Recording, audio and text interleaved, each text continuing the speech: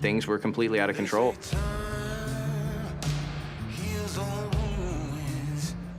Scary part about prison is that at any time, it can be go time.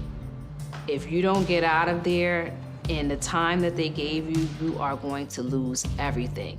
After a while, it's like, damn, like, is this who I am? Like, or is this prison making me be something like that I'm not?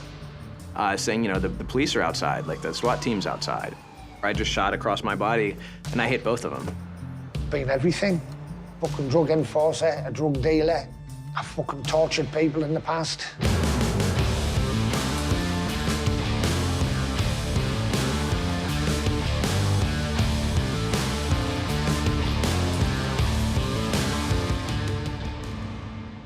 My name is Dontrell Britton, and I'm from Washington, D.C. I spent 4.5 years in prison. My name's Paul Pounder, a.k.a. Vulture. I was born in Hartlepool in the northeast of England. More or less stayed in that area the rest of my life. My sentence was 6 years, and I ended up doing 3. My name is Jesse Carlson, and I'm from Charlottesville, Virginia. I was in prison for almost 19 years. My name is Makita Davis, and I'm from Hollis, Queens, New York. I was sentenced to 9.5 years.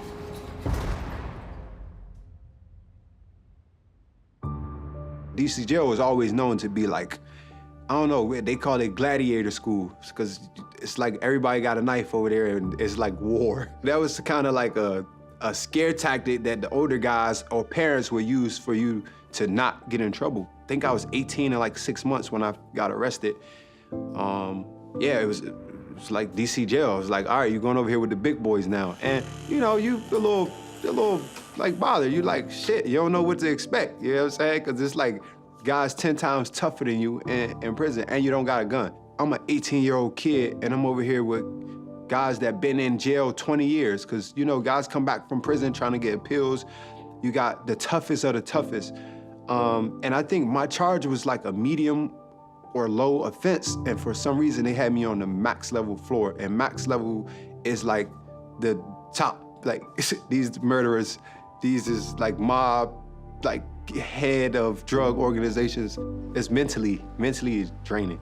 Physically, I'm fine. Like, I feel like I can protect myself. Like, I'm not the toughest guy in the world, but the mental aspect of that entire like prison and like seeing people being stabbed and beat up every day is just like mentally mind-blowing, like draining. So I would see some familiar faces, and I'm like, oh, you over here too? So I'm not by myself. It's like I seen some of my comrades from juvenile, and so that kind of eased it.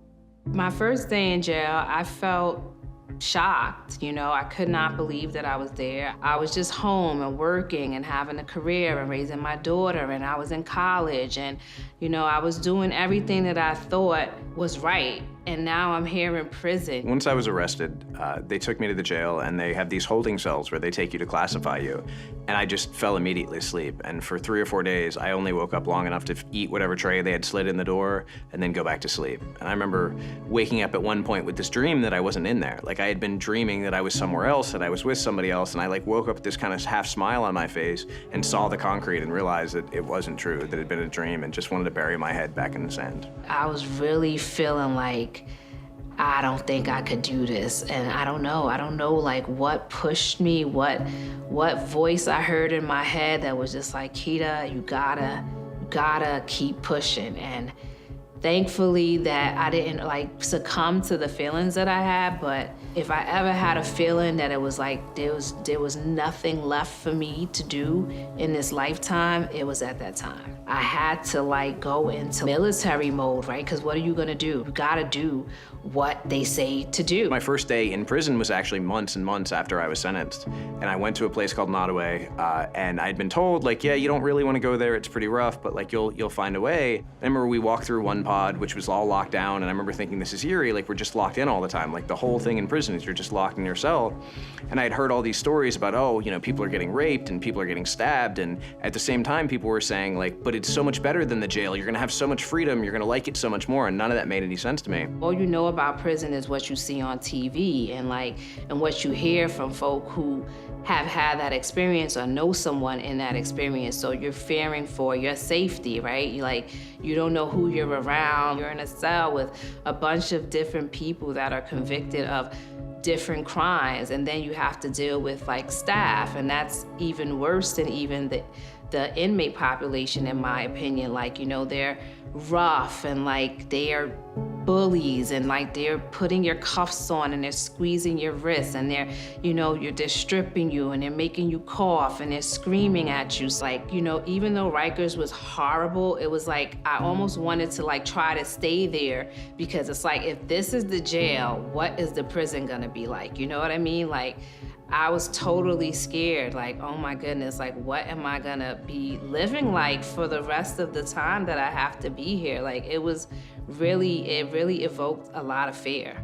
When I first got locked up, it was conspiracy to sell the north of England heroin and cocaine. It's intimidating when you've never been before.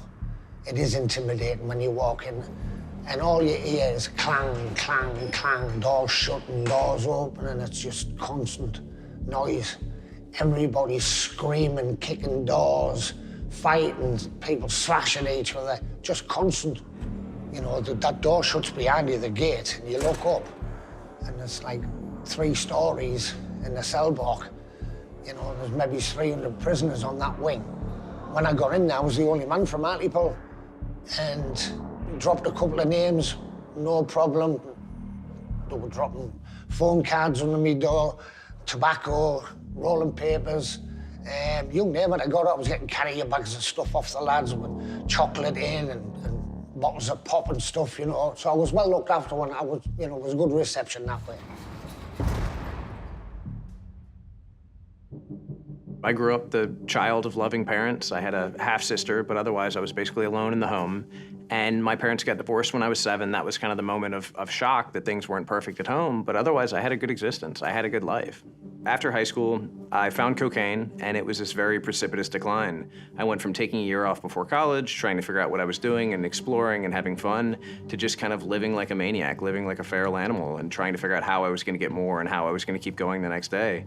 And things were completely out of control, and we kind of lost ourselves. There was a group of us who were all kind of living in the same place and living the same insanity. So one of the guys that I was with, he had worked at a restaurant, and he told us this kind of story about how these people who ran the restaurant were terrible, and they only hired illegal immigrants, and they kept their money, and therefore if we were to steal from them, it wouldn't really be a bad thing, and it was just enough for us to justify to ourselves that doing this horrible thing wasn't somehow horrible. So we went to break into the home, and we, you know, left all this damage, and we didn't even get anything. I mean, there was no money, or I don't think there was any money. So I don't know if he was wrong or he had just made it up, but it was this thing where we caused all of this harm for an illusion. Like, we didn't even get what we were there for. Then we got back home, and it was horrible. It was this feeling of just complete emptiness. Like, we had thought this was somehow gonna be the answer to our problems, that it was gonna have money, that it was gonna, you know, fix things, and instead all we did was feel terrible. And I remember thinking, like, how could we have done this? Like, how did we get here? How did we whatever? Because I couldn't get more drugs. And then as soon as we got more drugs, as soon as we got drunk again, as soon as we kind of went back to that path, I was able to numb those feelings away. I was able to run from how terrible I had felt doing the things that I had done, trying to not feel terrible anymore. I grew up in Adams Morgan. You know, it was rough, obviously. You, your homeboys, your mom, all 4 or 5 of us living in a 1-bedroom apartment. So pretty tough, pretty rough. I just saw her struggling my entire life. Dad was around, but not like in my life like I think he should have been. I just watched her struggle so much, and it was like the neighborhood guys who had these cars and clothes, and they just seemed to have this life that I was just like, shit, like their life is sweet, like I want that life. And so I went to one of the guys that I've known my entire life, and I was just like, hey, like I need some help. And obviously I knew what he was doing at the time, which was a drug dealer. And so I think I was maybe 14 or 15 when I first sold like my first like piece of drug. In the streets, we like to say marijuana is like a Toyota, but if you want the Ferrari, you need like cocaine. And so that's when I just was like, I want a Ferrari. So like 15, 16, I went straight to like cocaine, heroin and stuff. Got into boxing, learned how to fight, and I had my older brother and his mates. They were 3 years older than me. And my mum and dad always made them take me with them, which he didn't like. So basically, I grew up with lads who were 3 years older than me, and they'd make me fight with the boys, you know, older boys and stuff. I've been everything. I've been a doorman, a fucking drug enforcer, a drug dealer. I've fucking tortured people in the past. It's just fucking it's part of the game you're in. But it's a dark game. I was a bouncer, doorman. You stand on the door. If there's trouble, we deal with it. and I was getting quite a name for myself. I'd get called to bars that were having loads of trouble, and I'd sort the trouble out. I'd take men with me and sort the trouble out. Where there's bars, there's cocaine, there's ecstasy, you know, it's always been that way. What I used to do is to come in, we'd find a dealer, I would tax them basically, take the drugs from them, give it to somebody else, and they would sell them for me. I didn't realise, but violence was every day part of my life. So later on, when I'm dishing out violence, I didn't lose a wink of sleep because I was so used to it. It was the done thing, it was normal. We all bleed the same, we're all the same. I treat everyone the same. I'm not a bad person. Everyone will tell you I'm not a bad person. It's just the way I grew up. I was never meant to be a fucking criminal, a villain. You know, I had a good upbringing. Apart from the violence, it was a great upbringing, a good family. You know, me brothers are not criminals, never have been. You know, it was just me and the crowd I got on with. I lived in New Jersey with my family, my parents, and my 2 brothers. My father was murdered, and as a result of that, I came to New York and ended up in Hollis, Queens, where I spent most of my childhood years. That day was a regular night. I had never been a club person. I didn't party much, and my cousin was having a venue at this location. They asked me to come to work, and I was excited about that. I got to the club, and basically there was another group of women there, and as far as how like all of the fighting came, like I know that a drink was thrown in my face, and next thing you know, it was just like a big fight with like groups of girls. I don't know if guys were involved, and we left the fight. You know, the party was over. After that, I guess security came, broke everything up. I left, I went back home, and the next thing you know, maybe like a couple of days later, I was being sought to be arrested. There was a guy who, he had given me a gun. So 2 guys had stolen this gun, sold it to him, and he had sold it to me, and then they started demanding it back. So he was on the phone and freaking out and saying, hey, these guys won't leave my girlfriend alone, I don't know what to do. So I got on the phone and tried to play hero. I was high out of my mind and told them they had to leave or else, and we kind of yelled at each other back and forth. And at the end of that, we said, oh, well, we'll meet and we'll settle this. So I went off to meet them. And when I pulled up, it was this moment of kind of like clarity of, for a second, I realized this is a terrible idea. Like, somebody's gonna get hurt. Like, I'm in danger. What am I doing? So I got back in the truck and I left, and they chased me. And as we were driving down the road and they were, you know, speeding up and acting like they were gonna ram me and run into me, one of the passengers, as he pulled up in the passing lane, reached around behind him like he was gonna grab something. And at that point, I just pulled my gun because I was convinced in that moment that he was reaching for a gun and he was gonna kill me, and that was the only thing that I could do. And in retrospect, I have no idea. I mean, he could have been reaching for a bottle of water. It could have been anything. I just shot across my body, and I hit both of them. I hit one guy 5 times, and the other one I hit once. And I drove home just like streaming tears, deaf from the gunshots, just trying to figure out like what I was gonna do next. I didn't know what happened. They slammed on the brakes, and I kept driving, and I didn't know until the next morning. And the next morning, my co-defendant told me, hey, both those guys are dead, man. You gotta get out of town. Like, you killed them both. So I went from not knowing anything to believing that they were both dead, believing that I had killed 2 people, and just wrestling with that and the shock and the just self-hatred, to then finding out when I was arrested and just waiting for a murder indictment. And amazingly, they didn't die and they lived, and I'm really grateful to this day.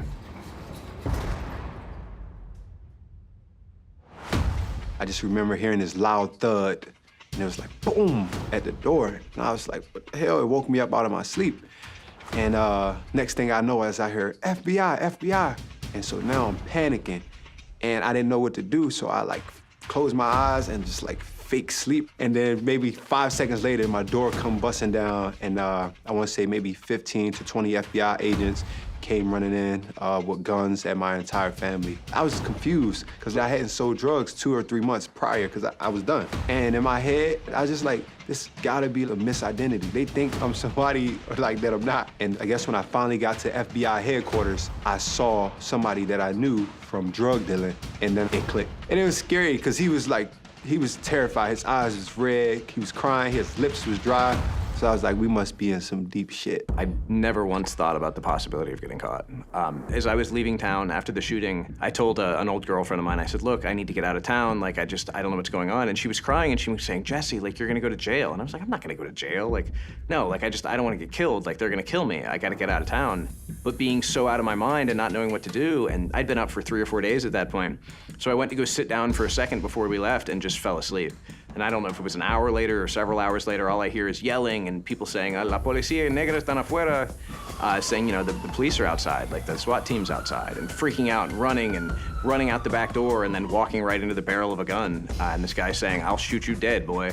And just remembering in that moment feeling both like kind of terrified, but also mostly relieved. Like this crazy train, this thing that I've been doing, this thing that I couldn't control was over. And like I wasn't gonna die. I went on the run, yeah. I went all over the place, all over the UK. Ran out of cash, came back to Hartlepool, and I used to use hire cars to transport things, and I was at a hire car for my wife. So I told her to pick me up to collect some cash. I collected the cash. I came out of the house and there was red dots all over me. It was like armed response. I had a pair of shorts, a pair of flip-flops and a vest on, and I was like, I ain't got no gun, I ain't got no weapons. Biggest army in the world, aren't I? In the UK. Biggest gang. You can't beat them.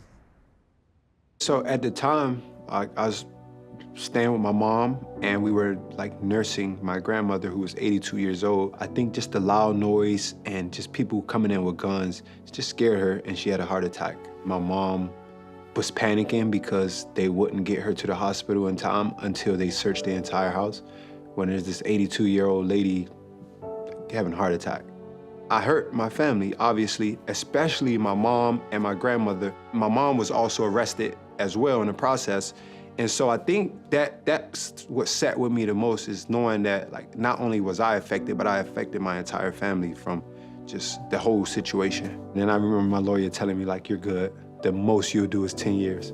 I was like, that was a lot of time. What is that supposed to make me feel better? Just the mere fact of being arrested, I never imagined in life ever having to, you know, go through something like that. Like, the police came to my job, so just dealing with like the embarrassment of that. So you have this polite consideration that you don't come up behind people, you don't tap people on the back, you don't even touch people unless there's a context in which you're shaking their hand or it's understood. You don't ever wake somebody up or go into somebody's cell or, you know, go into their space. It's, in a strange way, it's a really polite society. It's so much like stuff you just gotta be mindful of in there. That's why I'm on my business and I respect everybody. I don't make too many friends. I don't wanna be connected with too many different groups, because this group might be beefing with that group, and now you're affiliated with this group just from hanging or talking too much. I think respect goes a long way in prison. I think a lot of people try to come in there and be tough. When you be tough, you draw this negative energy towards you, and now people want to see how tough you really are. Be mindful of other people's situations. If you're walking past cells, one thing people are huge on, you never look in people's cells. Somebody could be getting stabbed, somebody could be having sex, somebody could be selling drugs, whatever, and now you're a witness. Too much interaction with the correctional officers is not like something you want to do, because obviously now you're looked at as like a snitch, like you're a police like pet. No snitching of any kind. That's huge. Don't stand out. You know, don't act weak for the starters, because there are predators in there. They'll come for you. But whatever they can take, they'll take. A lot of people come in with the heads down and, like, you know, you can see that they're nobodies, they're not fighters, they're not. And it stands out in jail. It does stand out, and people do prey on it. Some advice that people gave me was, one, don't play games in prison, right? And that seemed to me like, okay, like it made it like, why not? Like, you know, like what do you even mean by that? And folk would say, whenever you play games, right, it just opens up the door for like an interaction that can possibly lead to trouble. Interaction on any level leads to problems. And for the first couple of years of my prison sentence, that's exactly how I functioned. And it was lonely, it was sad, because I just felt like I had to do whatever I had to do to protect myself and to keep myself safe while I have to live in this existence for a number of years of my life. One of my worst days in prison for me was I told my cell buddy, like, hey, this is my friend from my neighborhood. I'm gonna have y'all switch cells. When my homeboy came into the facility, my cell buddy went back on his word. And so I remember telling my cellie, I was just like, look, man, either you get the hell out of here or I'm gonna make you get the hell out of here. And he was like, what you mean? And I just grabbed my knife and I just remember just stabbing him. And I felt bad, like after a while I was like, damn, like, is this who I am? Like, or is this prison making me be something like that I'm not? I seen a kid hung himself through getting bullied. Actually seeing him hanging with his eye hanging out his head for the pressure. Horrible experience. It was me who found him. I felt sick. As soon as I opened his shut and I seen him, I just started booting the door, screaming, and the screws all ran out. I just said, he's hanging, he's hanging. So they come straight up and they have a proper tool that they cut it down with. He was gone, he was well gone. And that was over like bits of tobacco and, you know, ridiculous. It's hard to say what my hardest day in prison was because, you know, I got a call that my father had died and I had to walk in chains to find out that he had died. You know, I had moments of loss and moments of doubt and moments of, you know, hopelessness. In many ways, the hardest day was the midpoint of my sentence because I had this whole idea going in. Because with good time, I was supposed to serve about 28 years. So this whole time going in, I was thinking, if I can just get to the halfway point, it'll all be downhill from there. Like, if I could just get here, I'm gonna be okay. But instead, what happened is I reached that halfway point and I just collapsed because I did not believe that I could keep going. Like, I couldn't do that amount of time again. It had broken me and I didn't know where to go and I didn't want to get out of bed for a week and I was lost. And eventually I found my way back up. I mean, there were a lot of days in prison where I didn't know how to keep going or I didn't want to keep going. There were times that I would just sleep all day where I couldn't find a way. But what I found over the years was that building structure was incredibly important. All these yard searches where they like have us on the floor and they're kicking us, or, you know, one time my family complained because they moved me to a unit and I was having some issues there. And my family complained and basically they called me to like the regional medical unit and I was like, why am I here? Like, what am I here for? There's like, go to the 3rd floor. And when I went, they had like this big metal chair that's like, you had your family call up here. You know what? You're going to shoot. And I'm like, but why? Like, my family can advocate for me. I'm not asking for anything, you know, off, like just anything that's like extreme. So I don't understand why this is a problem. They like banged my head into the wall. Like, I was literally crying, like, what if I was your daughter? I said that to the sergeant. Like, what if I was your child? Like, why do you feel the need to do this to me? Because my family called on my behalf about an issue that I was having here. So and they had me like in a mental observation unit, like wearing this suit for like a bunch of days in the dark where a lady's just like, an officer's like monitoring me. Solitary confinement happened, obviously from the situation where I stabbed my cell buddy. And I think I got sentenced to like 5 months. And I think that was probably the worst experience of my life, entire life, not even prison, my entire life. I'm confined in my cell for 23 hours a day, some days all 24, depending on what's going on at the facility. If a fight happened, you're not coming out at all. And so being in, I don't know the measurements, but this box for 5 months, coming out for 1 hour rec, maybe 2 times a week. The walls seemed like they started to just close in, and it got so bad, I would look out the window and like legit count birds. And I just remember like trying to count the birds and remembering and trying to see if I can remember if this was the same bird from yesterday. And I was like, yo, I'm losing it. Like, I'm losing it. And so that was undeniably the worst experience of my life. Solitary confinement literally broke me. So over 19 years in prison, I went to solitary a number of times, sometimes for a charge, sometimes under investigation. So it's this small space that I ended up pacing. It felt like I was gonna walk a hole in the floor because that was all I had to do, because you get an hour outside 3 days a week, and then 3 days a week you get a shower for up to 30 minutes, and then the other day you don't come out at all, but otherwise you're in that cell. I spent 90 days in solitary confinement under investigation one time, and that was One, it was really wearing, because every time I went back to the hole, the first few days or even the first week almost felt relaxing. It almost felt like a vacation because I was able to be away from the noise and away from the kind of politics and away from the daily struggle. But then after that, I started to feel the loneliness because I'm locked in a room by myself and I don't get a chance to see anybody. I don't get a chance to talk to anybody. It really became wearing, and I realized the importance of structure. And, I had to have a time where I meditated. I had to have a time where I read, where I exercised, and I had to build a structure in a place where there was absolutely none, because if not, I was gonna go crazy. Guys are back there for weeks or months or years, and I saw what it did to me over a matter of weeks or months, and I can't imagine kind of the impact on someone's mind and their soul over that period of time. I remember calling home, and this is a rough conversation. I'm just talking to my mom, and she literally can't like speak. I'm like, Mom, what's wrong? What's wrong? And I kind of knew, and she was like she's gone, and I was like, I don't know, like it was just like my body almost shut down on me, like, and I just like remember hanging up the phone, and I just went to my room, and I felt that way for like, I want to say like 2 weeks, and the hardest part was just like, had the police not busted down the door, my grandmother would still be alive. And I think my mom and family always tried to like support me and be like, yo, it wasn't your fault, like, it's nothing you could have done. And in the back of my mind, like, for sure, it's my fault. And so you live with that. And to not stress, that's initially how I started exercising, to not think about that.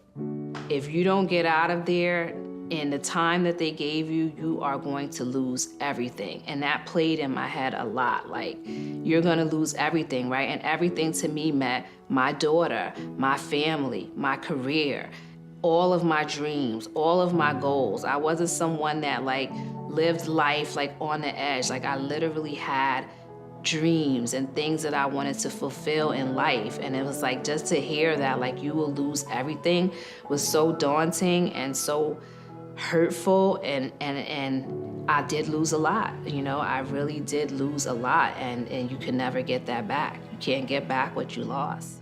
If they've got family, if they've got kids, it's hard. It's fucking hard. It really is.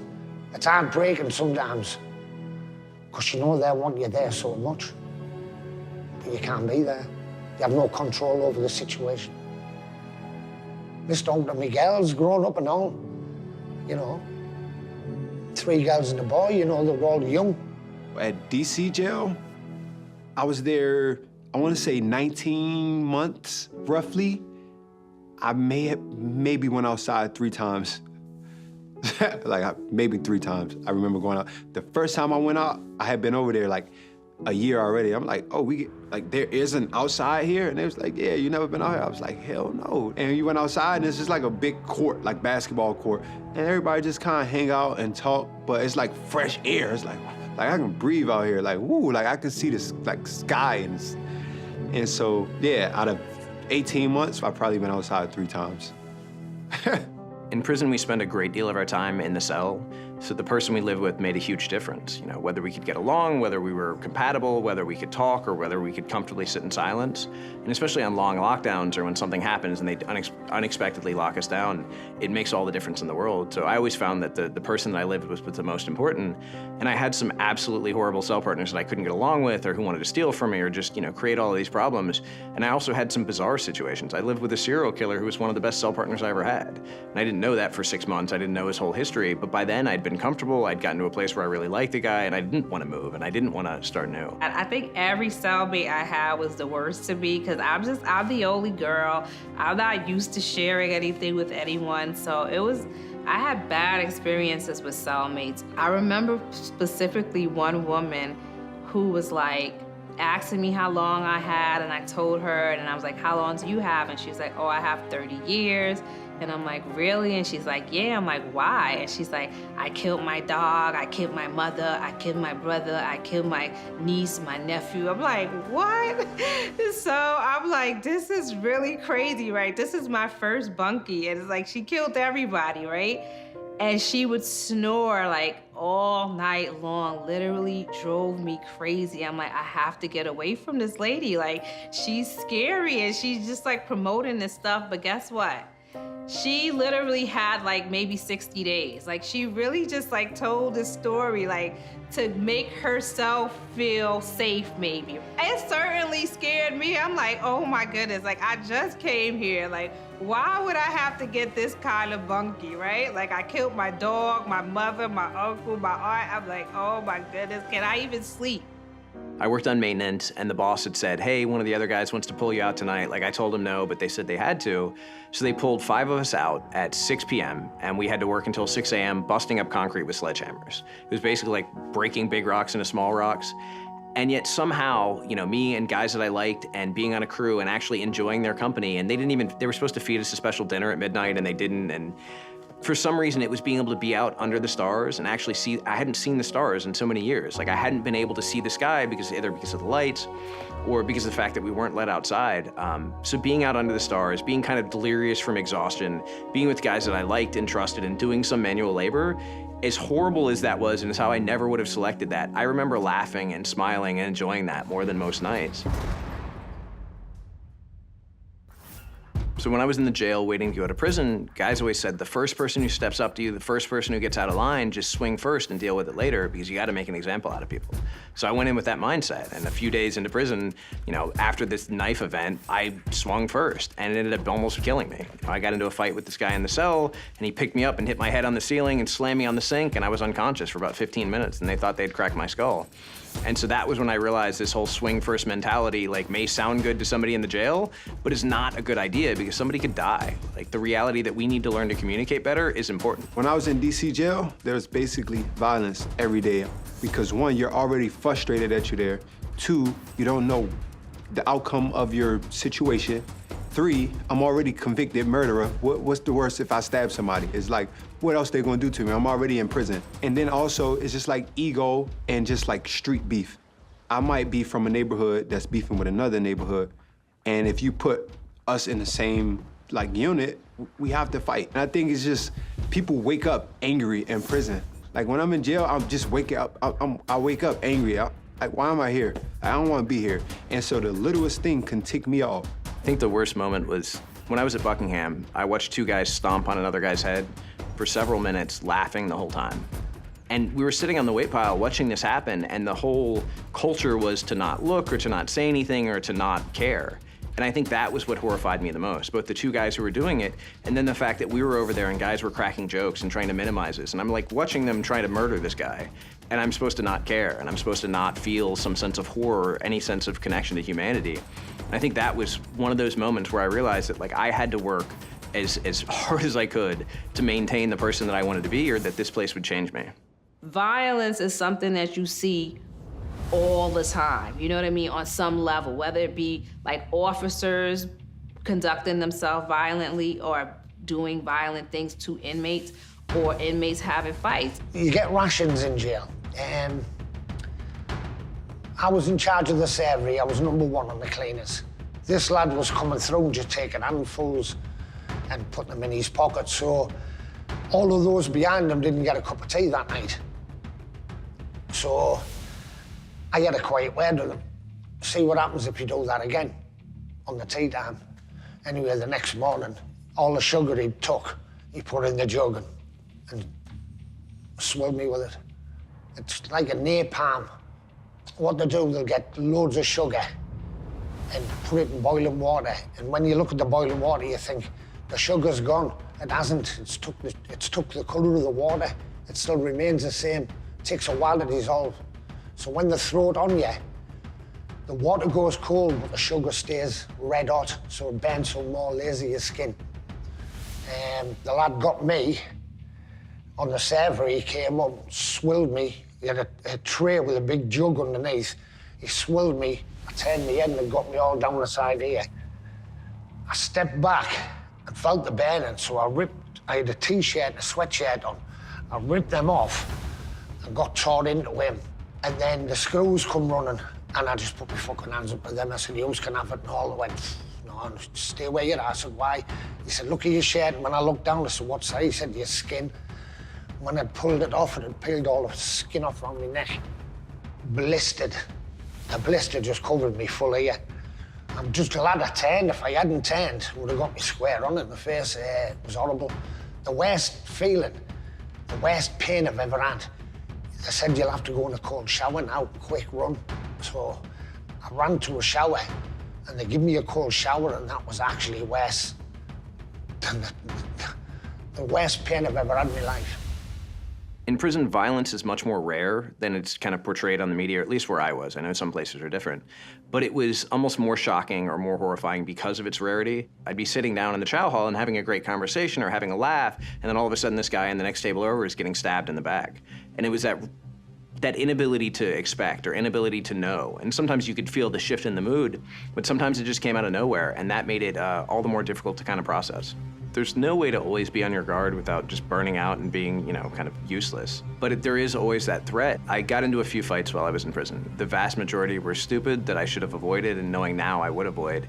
And there were a few where I didn't feel like I had a choice, where I was kind of backed into a corner. It's something that people ask me about a lot, and the idea there's some glory to it, and there's no glory to it. Like whether you win or lose, whatever the circumstances, there's just something really sad about it. When violence isn't expected or there's no timeline, that's what's really traumatic about it. I think more fights at DC jail or like local jails than prisons, but the prisons fights and stuff are a lot worse. People actually die in prison, like die. DC jail is like, all right, you get stabbed pretty bad, go to the hospital, you go to another unit. Prison, people literally die. So I think the severity of prisons is worse, but it's less frequent. The same things I have out here in society, you can have in prison. Now, it's not easily accessible. Everybody can't have it, but if you're somebody of any sort of importance, you can kind of get your hands on anything, whether it's cigarette, weed, cocaine, knives, cell phone, whatever it is that you have out in society, you can get in there. But I think one of the fundamental things for sure is if you go in that jail, the first thing you get is a knife. So like, I think day 2, I had a knife. Literally, day 2. I'd rather be caught with it than caught without it, if that makes sense. Because if I get caught without it, I could lose my life. But if I get caught with it, I might do 3 months in a hole. And that's the scary part about prison, is that at any time, it can be go time.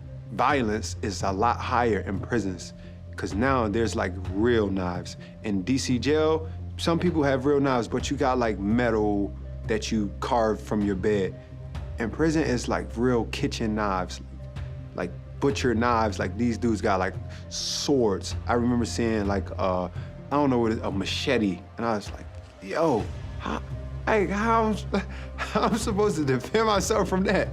Like, I just need to stay out this guy's way by all means. And it's like this Spanish guy, everybody knew he had it.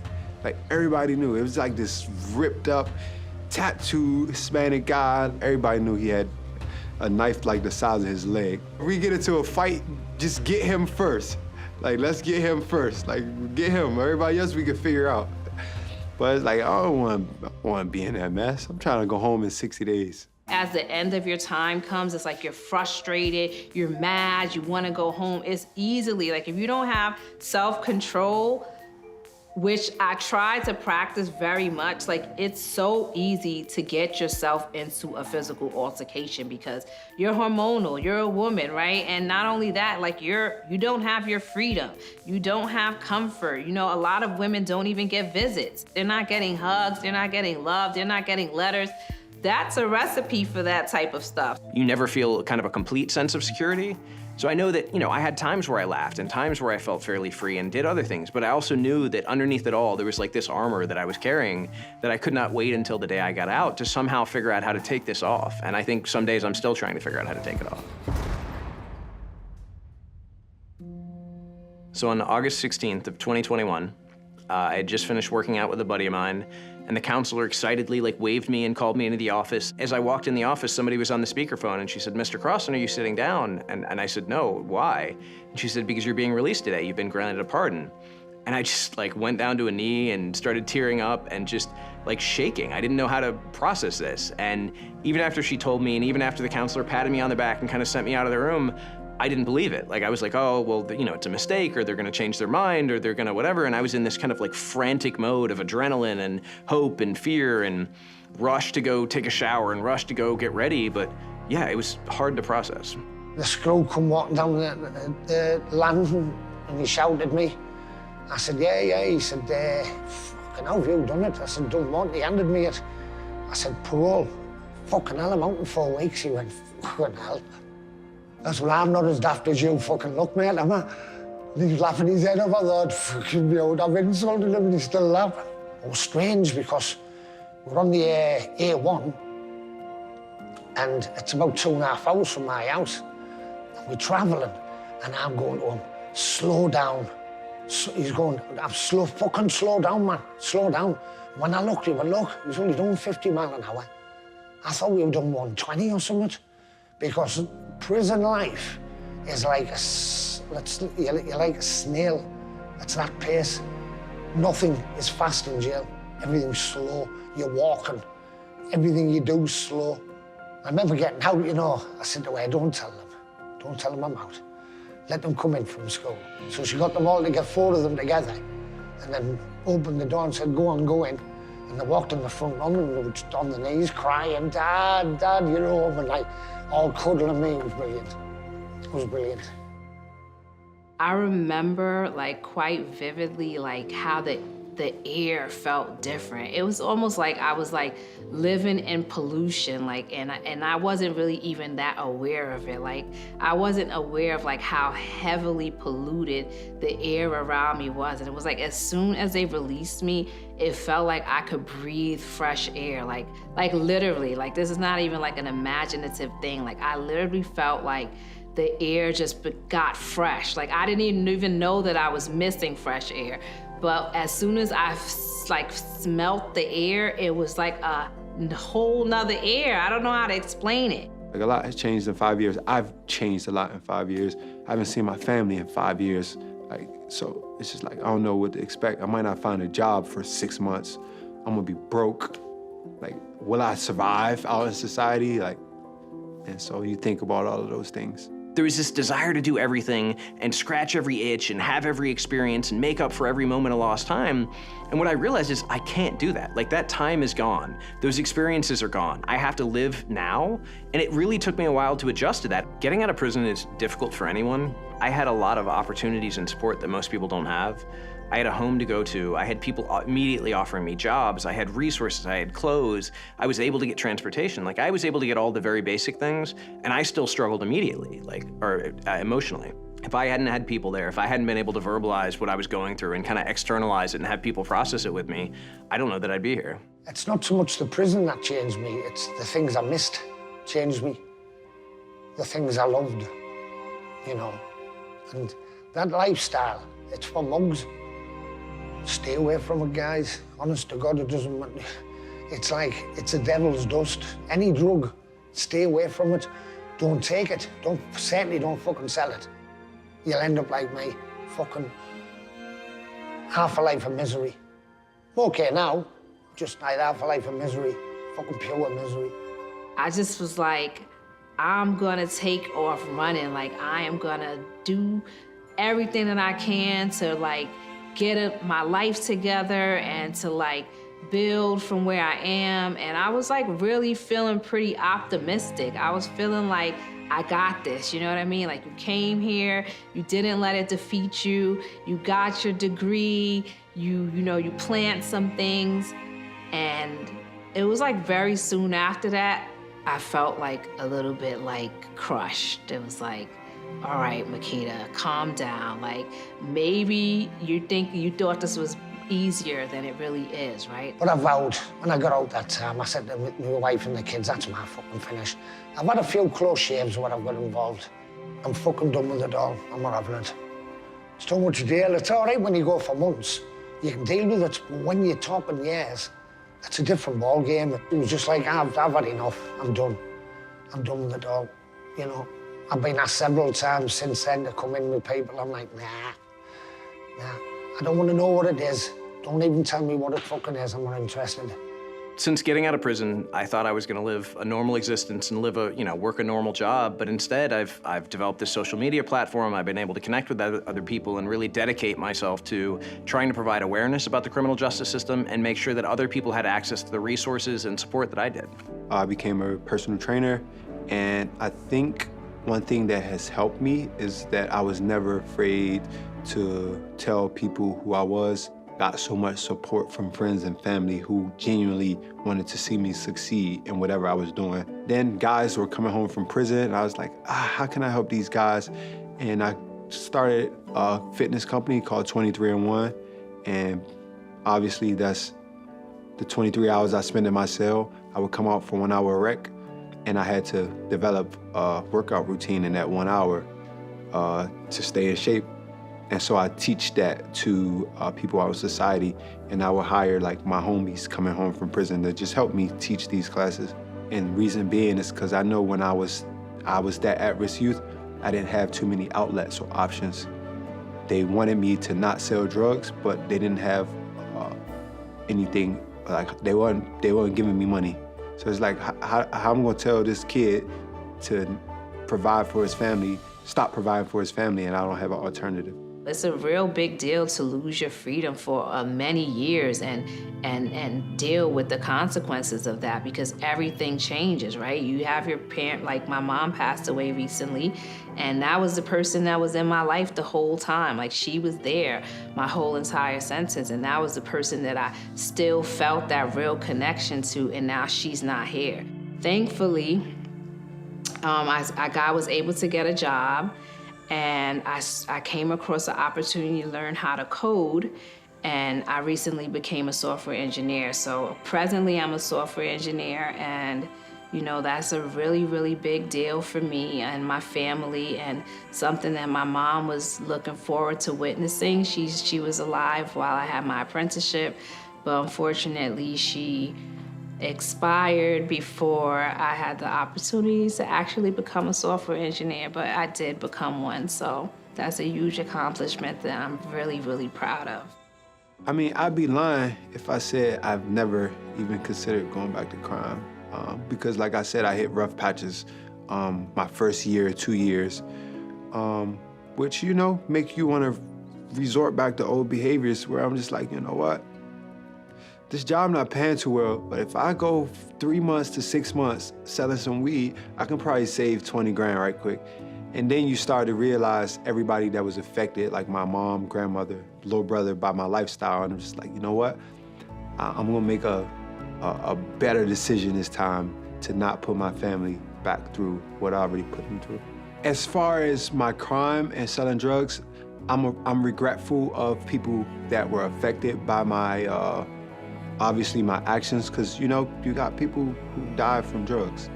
And so you live with that. I just learned so much about myself, about becoming a man. I read so many books in prison. I met so many smart people in prison that I'm like, yo, I don't regret that. Like, had I not went to prison at that age, I would probably still be doing the exact same thing on a higher level. You get what I'm saying? And so I think prison ultimately saved me from destruction. I think it was God's way of saying, look, let me just sit you down for 5 years so you can rethink like your entire life. And that's what I did. I went, and as opposed to becoming a better criminal, I think I just became a better person.